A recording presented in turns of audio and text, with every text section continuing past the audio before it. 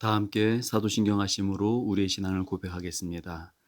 나는 전능하신 아버지 하나님 천지의 창조주를 믿습니다. 나는 그의 유일하신 아들 우리 주 예수 그리스도를 믿습니다.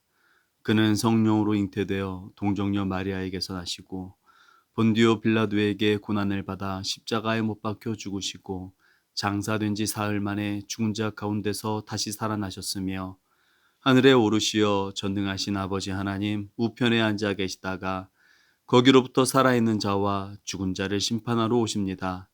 나는 성령을 믿으며 거룩한 공교회와 성도의 교제와 죄를 용서받는 것과 몸의 부활과 영생을 믿습니다. 아멘. 오늘 우리에게 주신 하나님의 말씀은 예레미야 31장 10절부터 20절의 말씀입니다. 이방들이여 너희는 여호와의 말씀을 듣고 먼 섬에 전파하여 이르기를 이스라엘을 흩으신 자가 그를 모으시고 목자가 그 양떼에게 행함같이 그를 지키시리로다. 여호와께서 야곱을 구원하시되 그들보다 강한 자의 손에서 속량하셨으니 그들이 와서 시온의 높은 곳에서 찬송하며 여호와의 복 곧 곡식과 새 포도주와 기름과 어린 양의 때와 수의 때를 얻고 크게 기뻐하리라. 그 심령은 물된 동산 같겠고 다시는 근심이 없으리로다 할지어다. 그때 처녀는 춤추며 즐거워하겠고 청년과 노예는 함께 즐거워하리니 내가 그들의 슬픔을 돌려서 즐겁게 하며 그들을 위로하여 그들의 근심으로부터 기쁨을 얻게 할 것임이라. 내가 기름으로 제사장들의 마음을 흡족하게 하며 내 복으로 내 백성을 만족하게 하리라. 여호와의 말씀이니라.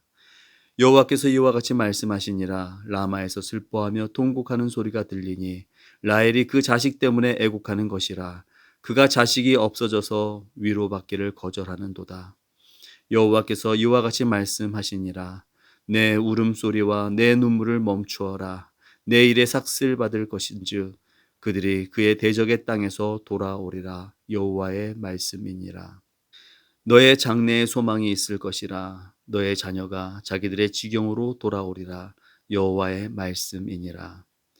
에브라임이 스스로 탄식함을 내가 분명히 들었노니 주께서 나를 징벌하심에 멍에에 익숙하지 못한 송아지 같은 내가 징벌을 받았나이다.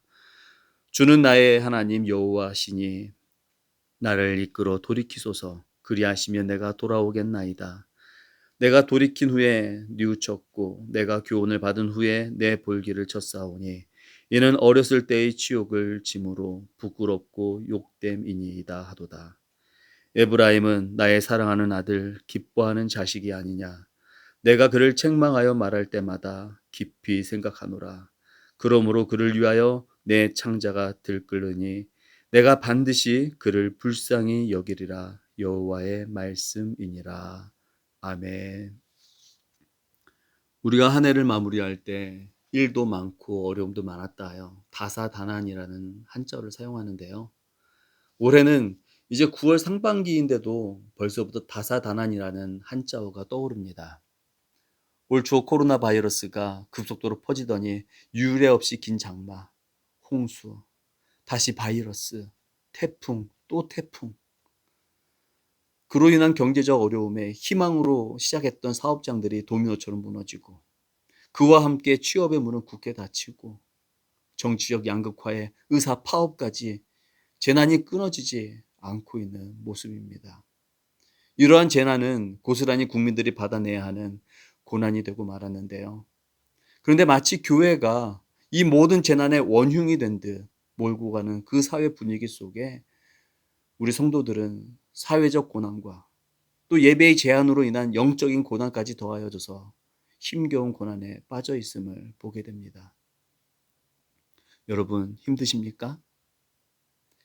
지난번 위 목사님께서 설교 중에 팀 켈러 목사님의 책 고통에 답하다 프롤로그 첫 장에 적힌 문장을 소개해 주셨었는데요. 고난으로 신앙을 떠나거나 고난으로 하나님을 만나거나 고난으로 신앙을 떠나거나 고난으로 하나님을 만나거나 그렇습니다. 우리는 지금 겹겹이 쌓인 고난에 힘겨워하고 있는데요.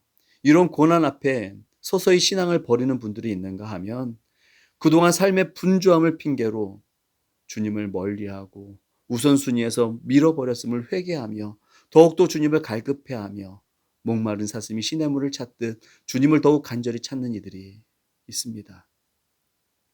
저는 이것이 하나님이 지금 우리의 삶에 고난을 허용하신 이유가 아닐까 생각합니다. 사랑하는 자녀들에게 고난을 주시는 하나님 아버지의 마음도 너무 아프시지만 그렇게 해서라도 사랑하는 자녀들이 바로 서기를 원하시며 힘겹게 매를 드시는 거죠. 고난으로 그 고난 너머에 계신 하나님을 바라보고 하나님께로 나아가는 그 발걸음이 시작되길 원하면서 말입니다. 예레미야 31장은 바로 그런 아버지의 마음을 들려주고 있습니다. 고난을 당하는 사랑하는 자녀들을 생각해 보면 창자가 끊어질 듯 너무도 고통스럽지만 눈을 들어 하늘을 보라고, 눈을 들어 주를 찾으라고 여전히 기다리고 계신 아버지께로 돌아오라고 그렇게 애타게 부르시고 계시는 하나님 아버지의 마음이 담겨져 있는데, 그러면서 이제까지 이스라엘 백성들에게 고난을 더하실 거라며 말씀하셨던 그 하나님이 이제는 회복이라고 하는 희망의 메시지를 주고 계신 것입니다. 먼저 15절부터 보시면 야곱이 사랑했던 라헬에 대한 이야기가 나오는데요.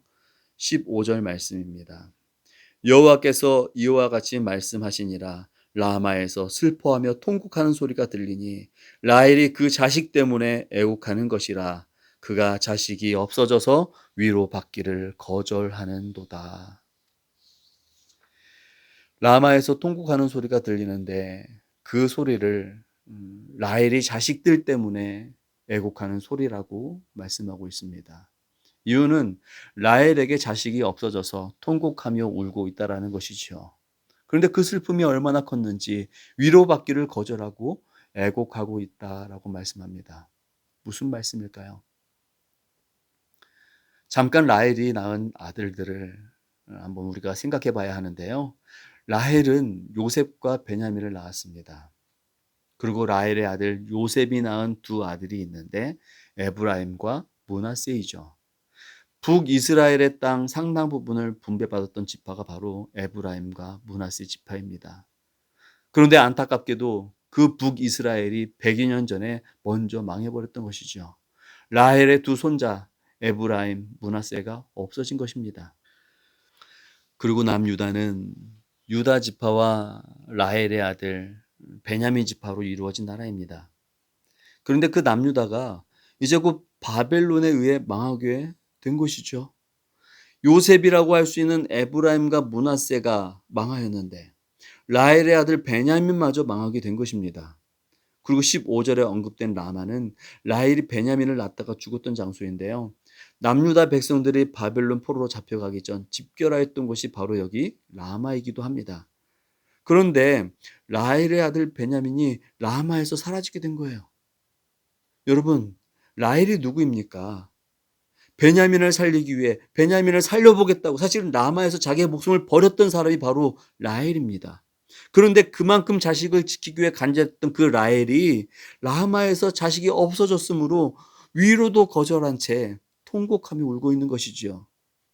이렇듯 본문 속 라헬은 이스라엘 전체의 어머니로 대표성을 갖고 있는 것입니다. 그런데 16절, 17절을 보십시오. 라헬의 울음소리를 들으신 하나님께서 말씀하십니다. 뭐라고 하십니까? 울지 마라. 울지 마라. 내 아들들이 포로로 끌려가겠지만 다시 돌아올 것이다. 울지 마라. 울지 마라. 이스라엘의 장래에는 소망이 있을 것이다. 하나님께서 말씀하고 계신 것입니다. 이렇듯 하나님은 절망적인 상황에서 울고 있는 라헬의 통곡을 들으시고 그의 통곡을 들으시고 구원의 회복, 위로의 말씀을 주고 계신 것입니다. 그리고 이어서 18절과 19절을 보시면 울고 있는 에브라임이 등장합니다.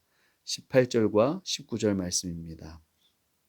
에브라임이 스스로 탄식함을 내가 분명히 들었노니 주께서 나를 징벌하심에 멍에에 익숙하지 못한 송아지 같은 내가 징벌을 받았나이다. 주는 나의 하나님 여호와이시니 나를 이끌어 돌이키소서. 그리하시면 내가 돌아오겠나이다. 내가 돌이킨 후에 뉘우쳤고 내가 교훈을 받은 후에 내 볼기를 쳤사오니 이는 어렸을 때의 치욕을 지음으로 부끄럽고 욕됨이니이다 하도다. 실제로 요셉의 장자는 므낫세이지만 야곱 즉 이스라엘이 에브라임에게 장자권을 주게 되죠. 그래서 31장 9절 하반절을 보시면 나는 이스라엘의 아버지요 에브라임은 나의 장자니라 하시면서 에브라임이 전체 이스라엘 대표하는 장자라 말씀하고 계십니다. 실제 요셉 지파는 없지만 요셉의 아들 에브라임과 므낫세가 한 지파씩 차지함으로 결국 요셉이 두 지파의 지분을 얻어서 사실상 장자로서 증명된 것처럼 요셉에게 나온 그 장자권이 에브라임에게로 이어져 가고 있는 것입니다. 그래서 울고 있는 에브라임은 울고 있는 이스라엘 전체를 상징하고 있는 것이죠. 그러니까 아수르에 이미 망한 북이스라엘 그리고 바벨론에게 망할 남유다가 고달픈 포로 생활을 하면서 깨닫고 울며 후회하게 될 것을 의미하고 있는 것이죠. 그 에브라임이 18절과 19절에서 스스로 탄식하고 있는데요. 그 내용은 이렇습니다. 저는 마치 멍에에 익숙하지 못한 송아지와 같았습니다. 죄를 지으며 멋모르고 천방지축 뛰어다니는 그런 송아지와 같았습니다. 하나님께서 그런 저를 길들이셨습니다. 제가 아수르의 종이 되었습니다. 제가 바벨론의 종이 되었습니다. 하나님께서 철없는 송아지와 같은 저에게 멍에를 메워주신 것이지요. 오 하나님, 제 스스로는 이 멍에에서 벗어날 수 없습니다. 제 힘으로는 아수르 바벨론 포로에서 벗어날 방법이 없습니다. 하나님의 은혜가 필요합니다. 종이 되고 난 후 이제서야 깨달았습니다. 지난 날들을 되돌아보니 너무도 부끄럽고 부끄럽습니다. 이제서야 가슴을 치며 눈물을 흘려오니 하나님 도와주시옵소서. 이런 탄식을 하고 있는 것이죠. 그런데요, 이러한 에브라임의 회개의 탄식함을 하나님께서 들으십니다. 그리고 말씀하시죠. 20절 말씀을 우리 천천히 함께 읽어보겠습니다. 에브라임은 나의 사랑하는 아들, 기뻐하는 자식이 아니냐. 내가 그를 책망하여 말할 때마다 깊이 생각하노라. 그러므로 그를 위하여 내 창자가 들끓으니 내가 반드시 그를 불쌍히 여기리라. 여호와의 말씀이니라. 아멘. 20절의 하나님의 말씀을 통해 우리를 향하신 하나님 아버지의 마음을 읽을 수 있기를 간절히 소망합니다. 보십시오. 에브라임은 나의 사랑하는 아들, 내 기뻐하는 자식이다. 내 사랑하는 아들, 내 기뻐하는 자식이다라고 말씀하고 계십니다. 그리고 이어진 말씀을 보십시오. 내가 그들을 징계했지만 내가 그들의 죄로 아수르와 바벨론의 포로가 되게 하였지만 내 백성에게 회초리를 들 때마다 나는 깊이 생각한다. 때리는 내 마음을 너희가 알겠느냐? 내 마음은 창자가 끊어질 듯 하는구나. 내가 얼마나 내 백성을 사랑하는 줄 너희가 아느냐. 여러분, 이것이 이스라엘을 아들로 삼은 하나님 아버지의 마음입니다. 그리고 이것이 바로 저와 여러분들을 향한 하나님 아버지의 마음인 줄 믿습니다. 하나님께서 이토록 사랑하시는 하나님의 백성들이 비록 죄의 길에 있을지라도 죄를 뉘우치고 돌이키면 하나님은 용서하시고 은혜를 베푸시는 것이지요. 하나님의 징계는 정말 무서운 것이죠. 그러나 징계가 아무리 무서울지라도 하나님의 사랑, 하나님의 인자하심, 하나님의 불쌍히 여기심은 징계의 그 무서움을 덮고도 남을 만큼 크고도 큰 것입니다. 이것이 하나님 아버지의 사랑이죠. 어려움에 처해 계십니까? 왜 우리 가정은 늘 이래야만 하냐고 따지고 싶습니까? 낙심하여 계십니까? 힘드십니까? 아프십니까? 그러나 그것을 허용하신 하나님도 창자가 끊어질 듯 아파하십니다. 그런데요, 하나님 아버지께 그보다 더 아픈 것은 사랑하는 자식이 바로 서지 못하여 죽음의 길에 서 있는 것입니다. 그래서 아픔을 우리에게 허용하시는 것이죠. 때려서라도 살리고 싶은 아버지의 마음인 것입니다. 사실은 오늘 말씀의 마지막 절 20절을 읽으면서 저도 모르게 눈물이 쏟아졌는데요. 그 말씀이 꼭 나에게 하시는 하나님 아버지의 음성처럼 들렸기 때문입니다. 동추는 나의 사랑하는 아들, 기뻐하는 자식이 아니냐. 내가 그를 책망하여 말할 때마다 깊이 생각하노라. 그러므로 그를 위하여 내 창자가 들끓으니 내가 반드시 그를 불쌍히 여기리라. 여호와의 말씀이니라. 어떠신가요? 우리 함께 해볼까요? 에브라임 대신에 자신의 이름을 넣어 하나님의 마음을 느껴보도록 하겠습니다. 함께 읽겠습니다. 동추는 나의 사랑하는 아들, 기뻐하는 자식이 아니냐. 내가 그를 책망하여 말할 때마다 깊이 생각하노라. 그러므로 그를 위하여 내 창자가 들끓으니 내가 반드시 그를 불쌍히 여기리라. 여호와의 말씀이니라. 아멘. 힘겹더라도 하나님께 더 나아가십시오. 기다리고 계신 하나님께 더 가까이 나아가시기 바랍니다. 그러면 그런 나를 외면치 않으시고 하나님께서 회복시켜 주시리라 믿습니다. 예레미야 31장 10절 말씀입니다. 이방들이여 너희는 여호와의 말씀을 듣고 먼 섬에 전파하여 이르기를 이스라엘을 흩으신 자가 그를 모으시고 목자가 그 양떼에게 행함같이 그를 지키시리로다. 아멘. 12절 말씀입니다. 그들이 와서 시온의 높은 곳에서 찬송하며 여호와의 복 곧 곡식과 새 포도주와 기름과 어린 양의 떼와 소의 떼를 얻고 크게 기뻐하리라. 그 심령은 물된 동산 같겠고 다시는 근심이 없으리로다 할지로다. 힘겨운 삶이 겹겹이 쌓여가는 이 시대를 살아가는 우리들에게 주시는 하나님의 말씀인 줄 믿습니다. 아플수록 힘겨울수록 나보다 더 아파하시는 하나님을 바라보시길 바랍니다. 여호와께서 이와 같이 말씀하시니라. 내 울음소리와 내 눈물을 멈추어라. 내 일에 삭슬 받을 것인즉 그들이 그의 대적의 땅에서 돌아오리라. 여호와의 말씀이니라. 너의 장래에 소망이 있을 것이라. 너의 장래에 소망이 있을 것이라. 너의 자녀가 자기들의 지경으로 돌아오리라. 여호와의 말씀이니라. 기도하겠습니다. 아무리 큰 죄를 범하여 절망 가운데 있을지라도 우리의 고통, 우리의 슬픔을 차마 외면하지 못하시고 구원과 회복의 은혜를 베풀어 주신 하나님 아버지 참으로 감사를 드립니다.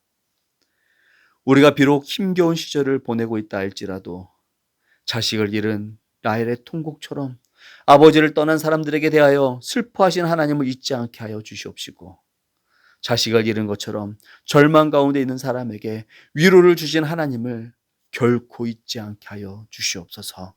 그래서 비록 삶이 겹겹이 쌓인 고난으로 힘겨울지라도 고난을 그치고 다시 살아내야 하는 삶, 그 삶을 우리 모두가 함께 살아낼 수 있도록 인도하여 주시옵소서. 그리하여 일상의 음식과 춤과 웃음이 우리 가운데 다시 가득 넘치게 하여 주시옵소서. 끊이지 않는 재난으로 다사다난한 오늘을 살고 있는 주님의 자녀들을 그렇게 위로하여 주시옵시고 소망을 허락하여 주시옵소서. 우리의 심령이 물된 동산같이 평온케 하시고 다시는 근심이 없게 하여 주시옵소서. 예수님의 이름으로 기도하옵나이다. 아멘. 하늘에 계신 우리 아버지, 아버지의 이름을 거룩하게 하시며 아버지의 나라가 오게 하시며 아버지의 뜻이 하늘에서와 같이 땅에서도 이루어지게 하소서. 오늘 우리에게 일용할 양식을 주시고 우리가 우리에게 잘못한 사람을 용서하여 준 것 같이 우리 죄를 용서하여 주시고 우리를 시험에 빠지지 않게 하시고 악에서 구하소서. 나라와 권능과 영광이 영원히 아버지의 것입니다. 아멘. 말씀을 생각하며 기도하실 때 에브라임처럼 하나님 아버지께 마음을 내려놓는 회개의 기도를 올리시길 바랍니다. 그리고 라헬이 자식을 위해 그렇게 통곡하였던 것처럼 우리의 자녀들의 신앙을 위해 기도하겠습니다. 그리고 마지막으로 성도들이 고난 속에서도 주의 전에 나오지 못하고 온라인으로 예배할 수밖에 없지만 성령님의 역사와 하나님 말씀을 대언하실 목사님을 통하여 영의 양식을 채우며 소망을 회복하는 시간이 되기를 우리 함께 기도하며 나아가겠습니다.